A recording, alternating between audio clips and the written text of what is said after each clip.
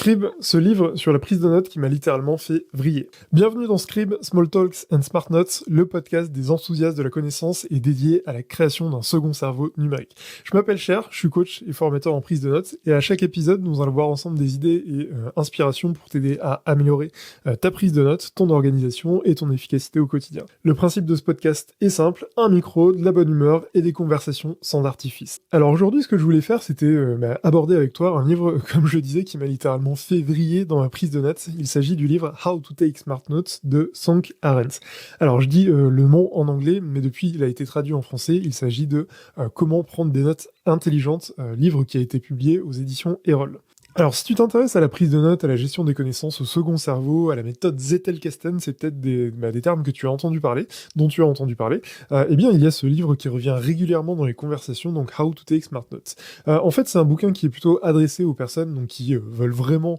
prendre au sérieux, on va dire, cette discipline, et peut-être un peu plus particulièrement aux personnes qui gèrent de la connaissance, donc aux travailleurs, entre guillemets, de la connaissance, aux personnes qui sont, par exemple, créatrices de contenu, universitaires, aux personnes qui sont peut-être formateurs, formatrices, bref, toutes les personnes finalement qui vont au quotidien manipuler de la connaissance, avoir besoin quelque part de la digérer et de la retransmettre. Et finalement, avant de te parler précisément de ce bouquin, ce que je voulais dire, c'est que je pense que c'est un livre qui est pas forcément à mettre entre toutes les mains. Ce que je veux dire par là, c'est que finalement, au début, quand j'ai commencé à m'intéresser à cet univers, eh bien, comme je te le disais, j'avais l'impression que c'était plutôt adressé à un certain type de personnes, et avec du recul, après avoir lu ce bouquin, je pense que si jamais je n'avais pas déjà fait une partie du chemin, à savoir commencer concrètement à créer mon second cerveau, eh bien, j'aurais pas forcément su comment l'appréhender et comment tirer les principaux enseignements qui sont issus de ce livre. Donc voilà, tout ça pour te dire que si jamais, en fait, tu n'as jamais créé de second cerveau,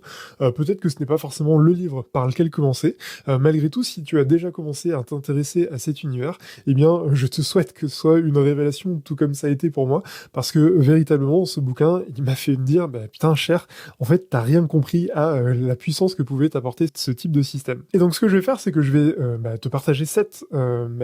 enseignements que j'ai tirés de ce livre, tout du moins des réflexions que j'ai pu me faire en lisant ce bouquin,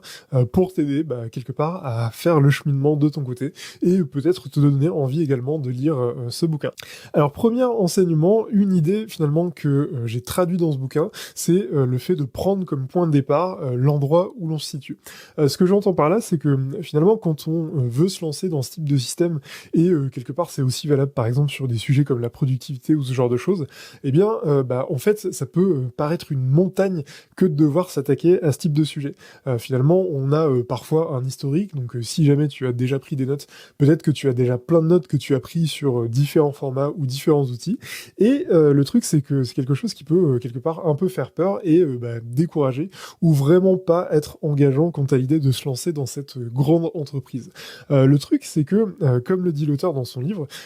en fait, on n'est pas obligé finalement de tout reprendre à zéro. L'important, et c'est comme ça que moi, en tout cas, je l'ai traduit, c'est que la fameuse phrase « il vaut mieux fait que parfait », c'est plus intéressant de commencer à te lancer, et puis quelque part de commencer à te faire tes convictions au fil de l'eau, quitte à revoir ton système de prise de notes et l'adapter au fur et à mesure du temps, que de ne pas te lancer et finalement rester avec une organisation avec laquelle tu te sens pas à l'aise, et tout simplement ne pas carrément le faire. Donc voilà, pour moi c'est vraiment un des principaux enseignements. Donc c'est vraiment le fait de commencer de là où tu en es et de te lancer, même si pour toi ton système n'est pas encore parfait, et si tu penses qu'il y a des choses à optimiser. Tu verras, de toute façon, moi c'est notamment quelque chose que je partage dans les formations.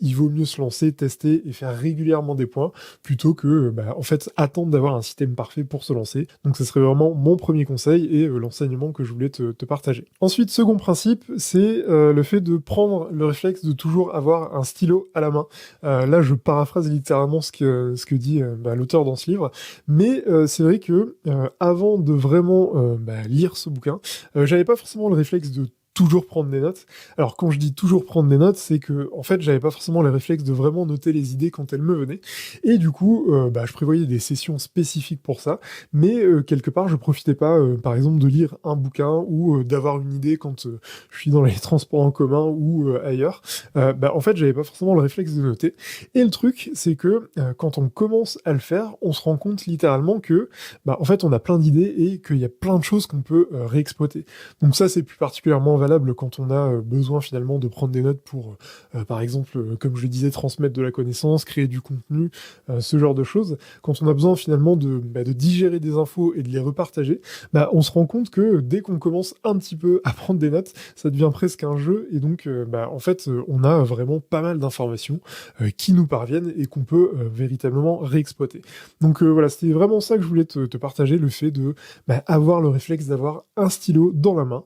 pour régulièrement noter. Alors après, ça veut pas dire qu'il faut forcément tout le temps tout noter et n'importe comment. Après, c'est intéressant de mettre en place un système qui t'accompagne dans cette entreprise, mais voilà, je me rends compte que c'est vraiment quelque chose qui m'aide et qui m'aide à faire avancer mes projets, réflexions, et ça sans forcément nécessairement faire beaucoup plus d'efforts. L'idée, c'est juste d'avoir vraiment ce réflexe et de profiter de ces temps-là pour prendre des notes. Troisième enseignement, écrire avant de réellement savoir ce que tu veux en faire. Alors là, c'est vraiment une idée très contre-intuitive, et c'est véritablement, je pense, l'idée principale qui m'a fait vriller, et c'est pour ça que j'ai choisi ce titre. C'est le fait, en fait, de ne pas attendre d'avoir un sujet sur lequel prendre des notes pour le faire. Ce que je veux dire par là, c'est que souvent, et c'est ce qu'explique notamment l'auteur, quand on a par exemple un travail rédactionnel à rendre, eh bien finalement, on va attendre d'avoir un sujet spécifique, on va faire les recherches par rapport à ce sujet, on va écrire, organiser les idées, et on va rendre le travail. Et le truc, c'est que ce schéma-là, en fait, c'est celui qui est le plus courant, mais c'est pas forcément le plus pertinent, parce que, en fait, il va y avoir plusieurs biais liés à ça. Je pense par exemple le fait d'orienter sa recherche et finalement de n'être préoccupé que par ça. Donc ça veut dire que quelque part, ton cerveau, une fois que tu sais que tu dois rendre ce travail-là, il va occulter toutes les choses qui sont autour et qui pourraient peut-être être pertinentes dans le cadre de ce projet, de cette rédaction. Et ça, c'est dommage finalement, parce que ça t'empêche de pouvoir faire des liens pertinents et de connecter avec d'autres idées, d'autres thématiques, d'autres principes qui pourraient vraiment être intéressants et qui pourraient te permettre de mettre en relief ce que tu veux sortir. Et du coup, ce que nous propose l'auteur, c'est de bousculer un petit peu ce schéma et de plutôt voir en fait la rédaction en premier, c'est-à-dire que en fait, on va créer ce qu'on appelle notamment des notes permanentes. Donc en gros, quand tu as des idées, quand tu vois un contenu, un article qui t'intéresse, tu vas isoler les concepts, donc tu vas prendre le temps de faire une note, de te faire une conviction par rapport à ça, et petit à petit, tu vas commencer à te faire plein de convictions sur différents sujets. Alors après, il y a toute l'organisation derrière qu'il faut avoir, mais ça encore, c'est autre chose. Et en fait, ces petites notes, comme elles vont synthétiser de la connaissance avec tes propres mots, et finalement c'est vraiment le reflet de ce que toi tu as vu, en fait ça va te permettre d'avoir déjà plein de matière à disposition pour pouvoir par exemple rédiger ton texte, ton contenu, je ne sais pas, ta thèse.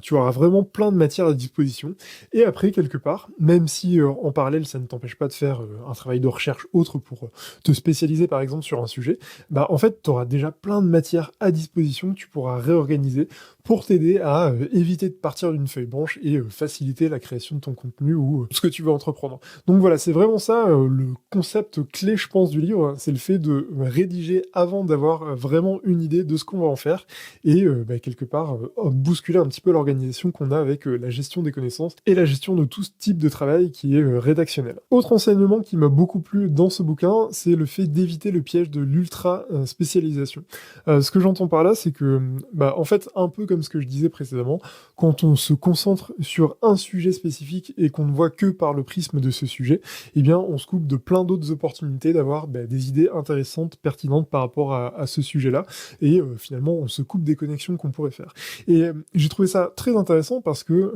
finalement, moi je me considère plutôt comme pas quelqu'un de spécialiste, mais plutôt comme quelqu'un qui s'intéresse à plein de sujets différents. Et le truc, c'est que en fait, j'ai besoin de me nourrir comme ça de différents sujets, tout simplement pour m'aider à penser, réfléchir, ou tout simplement assouvir ma curiosité. Et en fait, j'ai toujours ressenti une frustration par rapport à ça, au fait d'avoir le sentiment de ne pas me spécialiser. Mais c'est vrai que en voyant finalement ça comme plutôt une force, et en voyant que je pouvais finalement utiliser ça à bon escient, de manière à, par exemple, créer mon contenu ou tout simplement m'aider dans mes réflexions, bah, je me suis rendu compte que c'était vraiment bah, très enrichissant et en tout cas, j'ai vraiment pris plaisir à me rendre compte qu'on pouvait aussi bah, rester pertinent tout en étant pas vraiment un spécialiste dans aucune discipline. Donc voilà, c'était juste la petite touche personnelle que je voulais te partager à travers ces mots. Autre enseignement, le fait de créer des connexions pour améliorer la mémorisation. Alors, ce livre, comme je disais, est vraiment spécialisé sur la prise de notes, la gestion des connaissances et tout ce genre de spécialités. Et notamment dans ce bouquin, bah, en fait, il évoque une étude d'un certain Barry S. Stein qui, entre les années 60 et 80, a étudié en fait toute une multitude d'études justement scientifiques sur tout ce qui était mémorisation. Et en fait, la conclusion qu'il a tirée de tout ça, c'est que en fait, ce qui est le plus efficace pour aider les personnes à mémoriser, c'est de les aider finalement à mettre en relation les connaissances qu'elles ont déjà avec bah, la nouvelle chose qu'elles veulent apprendre. Donc l'idée derrière ça, c'est que finalement, quand on crée un système de prise de notes, quand on crée des connexions dans son système, ça aide à la mémorisation, puisque bah, finalement, on va véritablement pouvoir créer des connexions avec des choses qu'on a déjà rencontrées, et donc ça nous aide à mieux mémoriser et quelque part à mieux réfléchir. Cinquième ou sixième enseignement, je ne sais plus, c'est le fait d'écrire pour clarifier ses idées. Le principe derrière ça, c'est que, en fait, moi j'ai l'impression de jamais être trop clair dans mes idées. Ce que je veux dire par là, c'est que bah, quand je pense quelque chose dans ma tête, parfois ça a l'air d'être très clair, et au final, quand il s'agit de l'exprimer, de l'expliquer, bah, je me rends compte que ça l'est beaucoup moins. Et le fait de finalement prendre l'habitude d'écrire, ça nous oblige finalement à clarifier les idées, à les clarifier avec nous-mêmes, et le fait finalement de les vraiment de les poser sur papier ou en digital, eh bien ça nous aide à clarifier toutes les idées qu'on peut avoir, ou tous les concepts qu'on s'est imaginés, ou voilà toutes les réflexions qu'on peut se faire. Et ça, je trouve ça vraiment intéressant, et c'est aussi ça que m'a appris ce livre, c'est le fait de prendre l'habitude de noter pour vraiment clarifier mes idées et après mieux les exprimer. Et après, ce qui peut être intéressant aussi, c'est de voir bah, les idées qu'on avait eues, les concepts qu'on a pu rentrer. Finalement, c'est un peu comme si on dialoguait avec soi-même, comme si on dialoguait avec son moi du passé. Et après aussi, ce qui est intéressant, c'est que, quelque part, quand on prend des notes, on peut aussi se laisser des indications ou des notes à son moi du futur. Et ça, je trouve ça plutôt cool. On a un peu l'impression d'être un voyageur du temps, ou du moins un voyageur de ses idées. Donc, je trouve le concept assez sympa. Et enfin, dernier enseignement que je voulais te partager, c'était le fait de jouer long terme. En fait, quand on commence à s'intéresser à ce type de système et quand on commence à essayer de construire son cerveau numérique, eh bien au départ, ce qu'il faut savoir, c'est que ça peut être un peu ingrat. On peut avoir l'impression d'y passer un peu de temps et on peut aussi douter sur la manière de faire et le système qu'on veut appliquer et mettre en place. Et finalement, ça n'est que quelques temps après qu'on se rend compte de l'utilité de ce type de système et qu'on capitalise finalement et qu'on récolte les fruits de ce type de système. Donc ce livre-là m'a vraiment montré que bah, en fait ça permettait quand même de jouer long terme et que bah, finalement le temps qu'on passe au départ, même si ça, ça donne l'impression d'être parfois du temps perdu, c'est vraiment un temps nécessaire pour vraiment que nos connexions se fassent dans notre mémoire et qu'on puisse vraiment bah, s'approprier ce type de système. Et après ce que je voulais dire, c'est que finalement on peut parfois avoir l'impression que bah, utiliser une mémoire externe, c'est une honte, ou en tout cas finalement qu'on devrait peut-être plutôt s'appuyer sur notre mémoire et la faire travailler. Mais moi ce que j'aime bien dire, c'est que on est toutes et tous différents par rapport à ça. On ne peut pas tout stocker dans notre mémoire, dans notre vrai cerveau. Et après, bah, finalement, je pense que c'est aussi intéressant de s'appuyer sur les technologies, ou tout du moins les outils qui sont à notre disposition à notre époque, pour nous aider finalement dans tout ce qu'on veut entreprendre. Et pour illustrer ça, je voulais te partager un mythe égyptien que j'ai récemment entendu dans un podcast. Il s'agit du mythe de Thoth, donc Thoth dans la mythologie égyptienne. Thoth est appelé à résoudre un problème posé par le roi des dieux qui s'inquiète que la sagesse et la connaissance des hommes ne disparaissent avec leur mort. Pour y remédier, Thoth propose de créer un système d'écriture. En inscrivant des idées et des savoirs, les humains pourraient les mémoriser et les transmettre de génération en génération, plutôt que de se fier uniquement à la mémoire. Cependant, ce don d'écriture a également suscité des inquiétudes concernant la dépendance à l'égard des mots écrits, car certains craignaient que cela affaiblisse la mémoire des hommes. Thoth, dans sa sagesse, a compris que l'écriture servirait à préserver la connaissance tout en offrant un moyen d'améliorer la mémoire humaine. Voilà donc pour cette petite anecdote mythologique, je voulais vraiment te la partager et je trouvais que ça illustrait bien finalement que à tout type d'époque, on se posait la question de savoir comment mémoriser et quels outils on devait utiliser. C'était cher comme d'habitude, n'hésite pas à t'abonner, liker, partager et n'oublie pas, prendre des notes, c'est bien plus que simplement prendre des notes.